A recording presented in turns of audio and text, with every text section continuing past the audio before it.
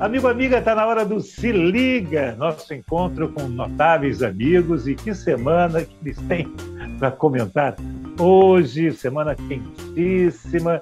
Conosco o economista Manuel Pedinho, o designer Marcelo Pereira, o publicitário Elísio Pires, o também publicitário Lula Vieira. E, meu amigo, não se esqueça de se inscrever, né, no nosso endereço aí, dar o seu like, fazer o seu comentário, dar a sua sugestão, enfim, esse programa, o Se Liga, é feito para você, né? E é um imenso prazer receber o seu contato. E eu quero começar pelo Marcelo Pereira e o assunto que mais o ocupou nessa semana. Marcelo. Velho Lula voltando aí à cena política, né, de voadora, né? É verdade. Realmente muito interessante. Isso que está ocupando, acho que imagino todo mundo, né? Elísio Pires, também está ocupando você a volta do Lula? Ontem estava centrado no Fachin e nas consequências da decisão do Fachin, inclusive da decisão da turma, né, que está julgando o afastamento do Moro, que o Nunes Pereira pediu a vista do processo. Mas o que me chama mais atenção, eu concordo integralmente com o Marcelo, é a entrevista de hoje do Lula. Vou colocar duas frases aqui só para discussão. Primeira: fui vítima da maior mentira jurídica dos últimos 500 anos. A Globo fez aquela mutreta nos debates. Em 1989, eu fui para o segundo turno, mas não ganhei, porque a Globo me roubou. Lula. Manuel Pedinho, o que impressionou você nessa semana? Me impressiona muito essa anulação da Lava Jato, no fundo é isso, e por problemas que eu sempre considerei graves o tempo todo. Apesar de eu ter convicção pelo que eu ouvi da culpa do Lula, o processo foi muito viciado. E eu acho que seguir regras, as instituições fortes, são importantes por dois motivos. Se você fere a instituição, você põe em risco a população, os direitos individuais, que eu acho que esse é o problema mais importante, e depois, se você passa da linha da regra, você corre o risco de ter sua decisão, mesmo que correta, anulada por vício no processo.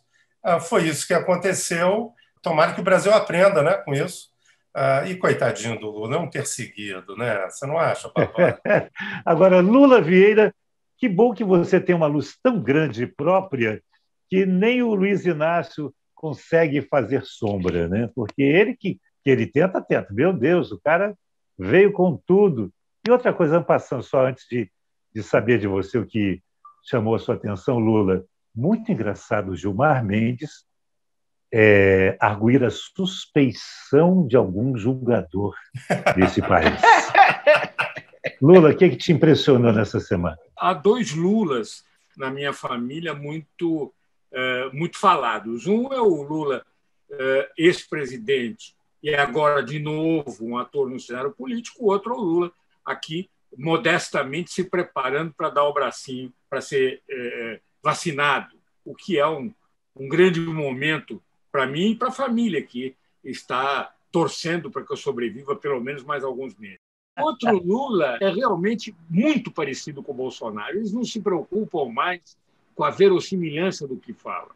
Eles não se preocupam mais com a lógica daquilo que eles discutem.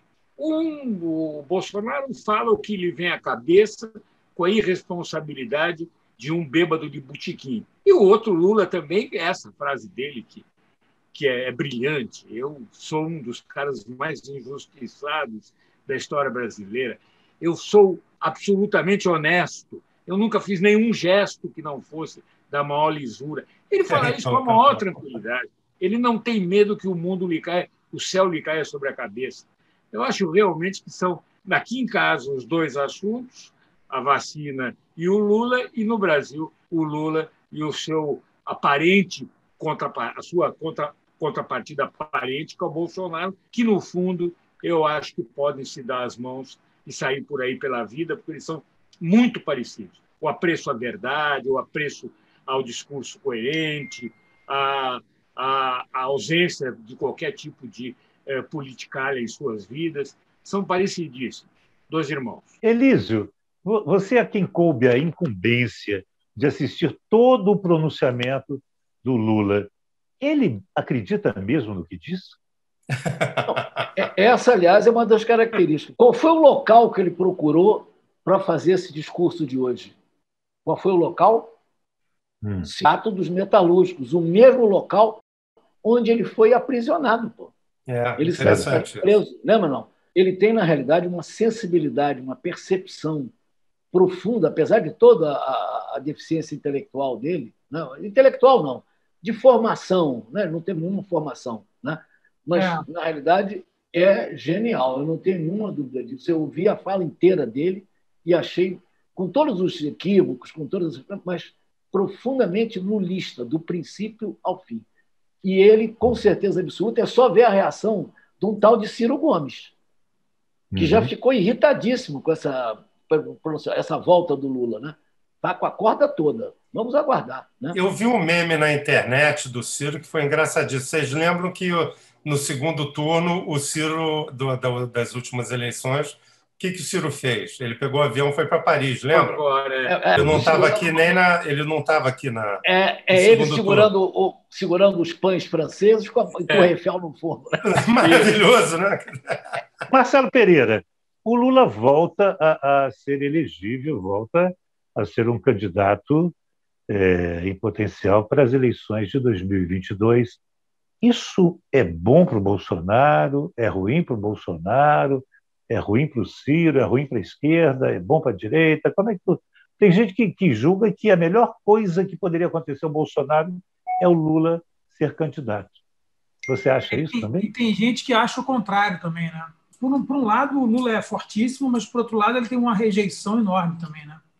Então, para o Bolsonaro talvez seja mais fácil polarizar contra ele, né? Se você pensar em alguma frente ampla ou algo assim, eu acho mais complicado, né? Eu acho bem mais difícil.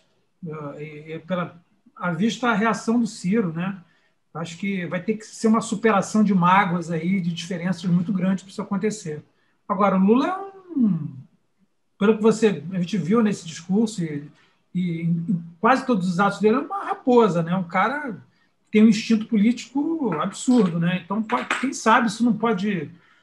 Ele não pode conseguir se transmutar de novo e reviver aí um Lulinha Paz e Amor e conseguir que haja uma união em torno dele, mas eu acho complicado, né? Mas, assim, temos o quê? Um ano, né? Um ano e pouco. Usando uma expressão que está muito na moda, o discurso do Lula já está adaptado à circunstância de não parecer o vilão, né? Ele parece... Eu não vi o Elísio que viu, mas parece que ele manteve um tom mais calmo, uma posição mais racional. Sim. É só lembrar a primeira eleição dele, né, que ele ganhou, o vice dele era um grande empresário. Ele citou isso, né? Sobre a frente ampla, ele deu exemplo dele próprio, né? Que a primeira pessoa que ele falou foi toda a razão. Tem dois momentos, não só o vice-presidente dele, como quem é o presidente do Banco Central durante 8 anos. O que ele fazia antes de ser presidente do Banco Central? Era primeiro banqueiro do Banco de Boston, depois ele foi ser presidente do Banco de Boston nos Estados Unidos, internacional, e depois ele se elegeu deputado pelo PSDB, lembra? E abriu mão, nem tomou posse para assumir o Banco Central durante 8 anos. O Banco Central. E foi muito competente cá entre nós. Né? Extremamente competente. Aliás, é tão competente que atualmente é secretário de Finanças do maior estado do Brasil. Né? É porque ele gosta de trabalhar, né? Porque dá licença, né? Que coisa, né? Lula, você acredita que a esquerda possa se unir dessa vez? A esquerda que historicamente entrega os pontos sempre por causa das confusões que comete na reta de chegada? Eu acho que não vai ser agora que eles vão aprender, não. É da natureza deles esse estilhaçamento. São várias esquerdas, várias correntes de pensamento. Há uma esquerda que se considera limpa, se considera intelectualizada, por fora dessas politicalhas, e a outra esquerda que acha que foi ungida pelo Criador para salvar os povos. Eles não vão se entender nunca. É mais fácil vamos dizer, a direita contra a possibilidade do Lula se unir do que o Lula reunir em torno dele todas as forças anti-bolsonaristas. De qualquer forma, ainda tem um ano e pouco. Eu não acredito que ali, atualmente, do lado da esquerda, algum desses atores consigam sair com unanimidade. Vamos ver. Agora as cartas estão na mesa. O Lula já está aí trabalhando para a sua candidatura. O Barbosa, a gente pode talvez ver a questão da eleição, das candidaturas, sob um outro enfoque, assim, assim, das pecinhas que estão sendo ocupadas, né? As lacunas. Né? Assim, a direita, a extrema-direita, já tem o Bolsonaro. Né? A esquerda, apesar de ter gente de achar que o Lula não é exatamente de esquerda por algumas posturas e tal, temos o Lula. Né? Agora tem a centro-direita e a centro-esquerda. Né? Centro-esquerda, talvez, seria o Ciro Gomes, né? Um outro candidato. E a centro-direita, o Luciano Huck, o Mandetta, né? Alguma pessoa assim. Né? O Dória. O Dória, né? Talvez, não sei. Dória. Então, acho Dória é mais de direita do que de centro. Né? O Dória fora de São Paulo. Talvez seja. Acho que são talvez em torno dessas 4 peças aí que a coisa vai se dar, né? E que as alianças, enfim, um abrir mão do outro e tal, enfim, esse jogo ocorra no ano que vem.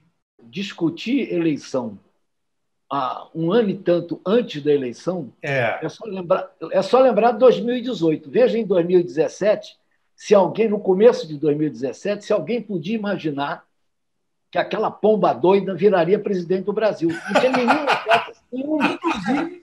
Rapaz, eu já vi ser chamado de tudo, mas de pomba doida eu nunca vi.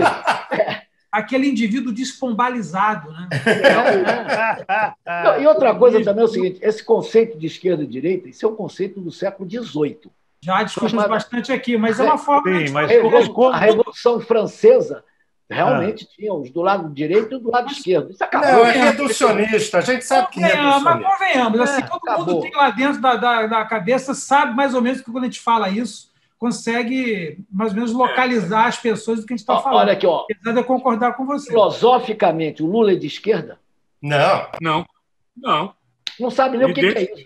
Simbolicamente ele fala para essas pessoas. Simbolicamente mas não é. Ele é um pragmático. Não? Concordo plenamente, mas assim, quando a gente sabe disso. O meu candidato a presidente não é nem de esquerda nem de direita. É de quem? Olha o silêncio. É de Marte? Não, é de Rio Grande do Sul. O Eduardo Leite, né? Eu também gosto. Tal de Eduardo Leite. Também gosto. E apoiou o Bolsonaro na eleição. Né? Mas é o melhor governador do Brasil nesse momento. Parece ser o melhor governador. Não, e conseguiu fazer a reforma de Previdência lá no Rio Grande do Sul. Pô. E incluiu os militares, a Polícia Militar. Também, Polícia Militar. Também. Mas acaba de tomar um pancadão com a Covid-19. Mas aí é mais a cepa, né? Porque não tem nada, é cepa, com certeza absoluta. A leitura é mais ou menos que é a cepa, né? O Elísio, como sempre, tem razão. É muito cedo para a gente falar de uma eleição daqui a um ano e pouco, até porque há umas 2 ou 3 semanas a gente falava de Rodrigo Maia e do neto do baiano lá.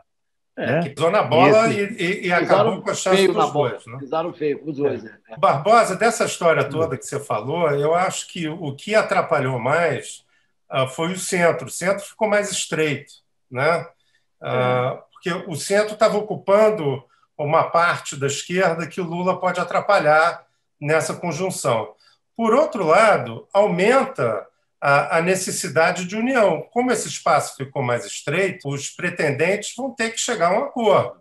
Então, o Huck vai ter que conversar com Dória, que vai ter que conversar com Eduardo Leite, que vai ter que... Enfim, vão ter que chegar num acordo aí. Para reforçar a imprevisibilidade de eleição, só para lembrar o seguinte, algum dos presentes aqui, 6 meses antes da eleição, tinha ouvido falar no juiz que se elegeu governador? Nunca, imagina. Aquilo foi um escândalo. Não, você tem razão. Mas mudou o quadro. Pelo menos o que está trazendo essa discussão, Elísio, é que mudou o quadro um pouco. Quer dizer, voltou a ser um jogador que estava expulso do campo. A expulsão dele, eles foram para o VAR viu que o juiz tinha marcado errado, ou da maneira errada, apesar dele ter feito a falta, mas ficou claro que o juiz não poderia marcar daquele jeito, e o cara voltou para o campo. Mudou, então você pode tentar olhar para os grandes movimentos. Fechar nomes, eu concordo com você. Você tem razão, mas eu chamo a atenção para uma nova imprevisibilidade que vai começar a correr agora.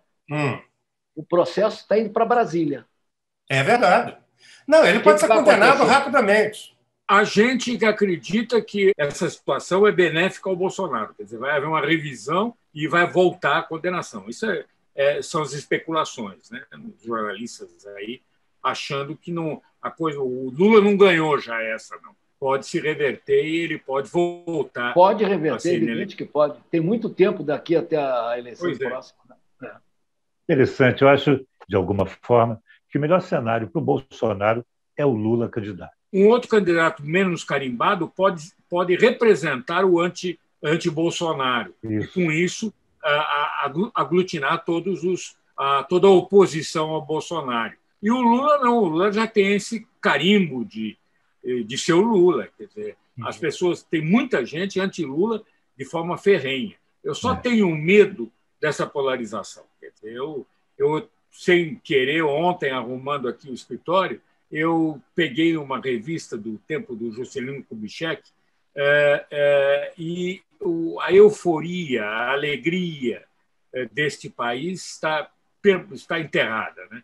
Eu acho que a política está ficando violenta, agressiva, desiludida. Isto é um cenário perfeito para a eleição desses messiânicos todos, seja Lula, seja Bolsonaro ou quem aparecer por aí. Os Aécios estão aí. Aécio.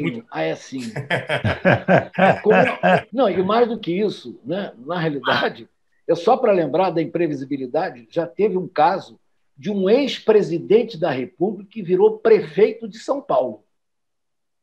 É verdade, Jânio Quadros. Esse era maluco de carteirinha. Esse não dá para enquadrar em nada. Esse era doido de maluco, vez. Não. E o que está hoje no poder não é maluco, não.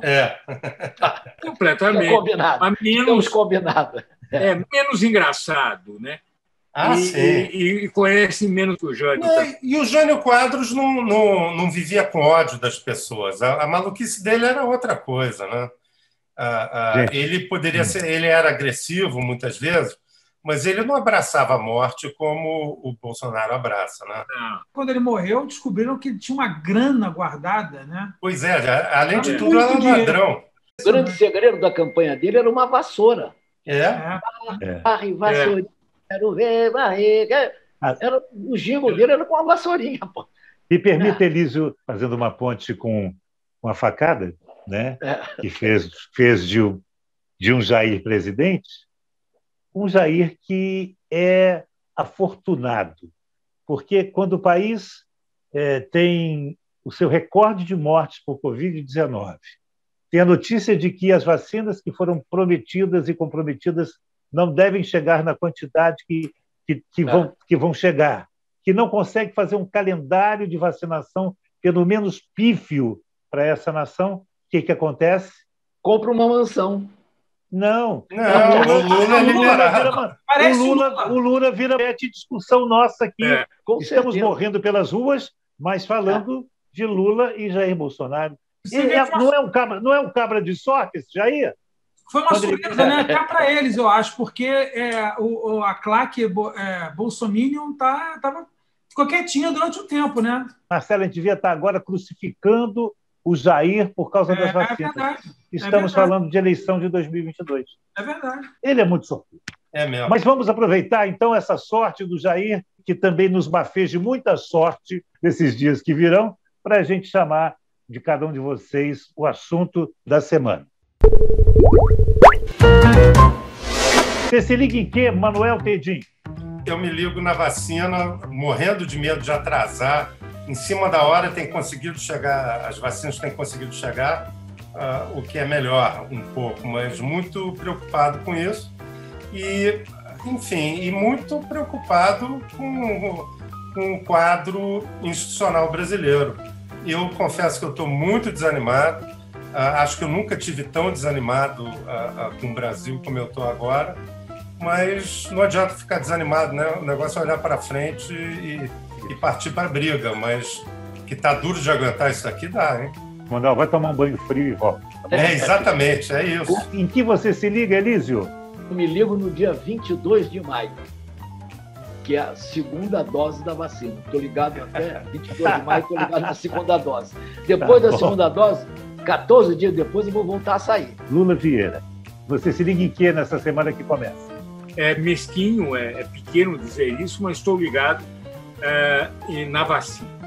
Eu acho que ligado em meu nome e em nome da Cora e da Cecília, das minhas netas, que já reclamam a ausência do avô, preocupado aí, e não são transmissor de doença para ninguém. Eu realmente estou pensando só na minha vacina e no meu direito de ir e vir. Mas, Lula, então coloque-nos na sua lista aí de pessoas que vão festejar a vacinação. Foi Manuel, Francisco, Elísio e Marcelo. Por favor. Morto de saudade da presença física de vocês todos. Nós também. Não é verdade que não exista que não seja importante a proximidade. O se tocar, o olhar os mínimos detalhes do rosto dos outros, o contato físico é fundamental nas relações mais próximas e mais queridas. Eu realmente ando com saudade de todo mundo.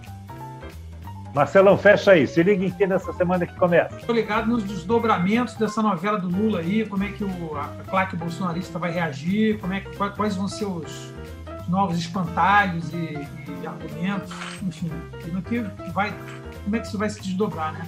Fora, claro, a questão da vacina, tanto para mim quanto para todos os meus parentes. Você é garoto, você não precisa, você está longe do seu dia de vacina. Você é muito garoto. Obrigado, hein, Lula? Você é muito bacana, hein? Meu pai tomou a dose, minha mãe também, e a gente fica na expectativa de que eles não percam a segunda. Bom, mas não vão perder, não. Vão estar aí inteiríssimos, e você também. Todos nós, né? Para festejarmos aí o fim dessa pandemia. Vamos festejar juntos e muito. E você que está com a gente, que vai festejar também esse programa, os que virão, e o fim da pandemia em breve. Continue se inscrevendo no nosso programa, dando seu like, dizendo se gosta, se não gosta, mandando pergunta, sugestão de quadro, para você, como eu, ter esse prazer renovado de estar com Lula Vieira, com Marcelo Pereira, com Elísio Pires, com Manuel Tedim e com hoje, faltante, mas constante no nosso time, está lá semana que vem, Paulo Fraga. Obrigado, rapazes, valeu demais, até a semana que vem.